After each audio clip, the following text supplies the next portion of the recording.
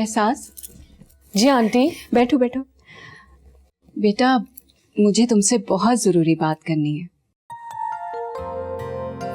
ये लो।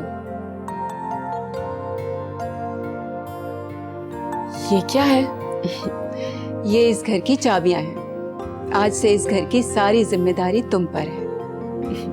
वैसे तो देखो, दानिश की बीवी इस घर की बड़ी बहू कहलाएगी, लेकिन अब तो तुम ही इस घर की बहू हो, इसलिए मैं घर की सारी जिम्मेदारियां तुम्हें सौंपकर खुद बरी उस जिम्मा होना चाहती हूँ। देखो, सारा सारा दिन नौकरों के पीछे पीछे फिरना, तौसीफ की मेडिसिन्स, उनकी खुराक, फिर दानिश और सैफ की फरमाइशें पूरी करना और मेहमानदारी निभाना, पता नहीं कितने अरसे से मैं अकेली ये सब जिम्मेदारियां निभाती चली आ रही हूँ।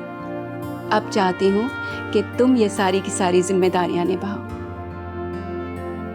देखो बेटा, ये घर अब तुम्हारा है, जैसा भी है, और इसमें रहने वाले भी।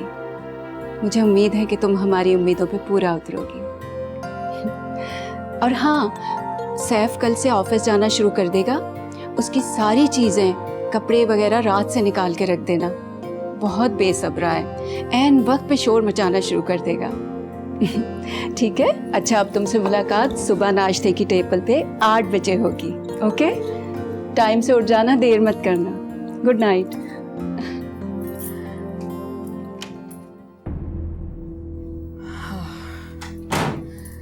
अम्मा बिल्कुल ठीक कहती हैं। मेरी सास तो मीठी छुरी है। जिम्मेदारी साफ साफ क्यों नहीं कहती कि मेरा कमरे में बैठना इन्हें खल रहा है।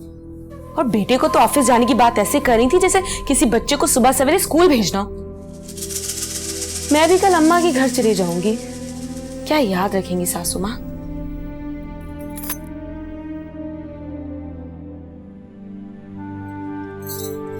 मैं तैयार हूँ, चले?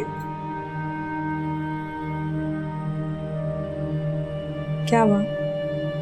क्या सोच रहे?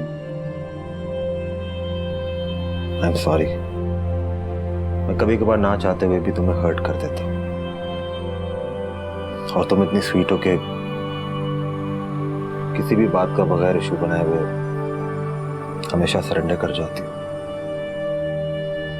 शायद तुम्हारा दिल बहुत बड़ा है, मैं तो। ऐसी कोई बात नहीं,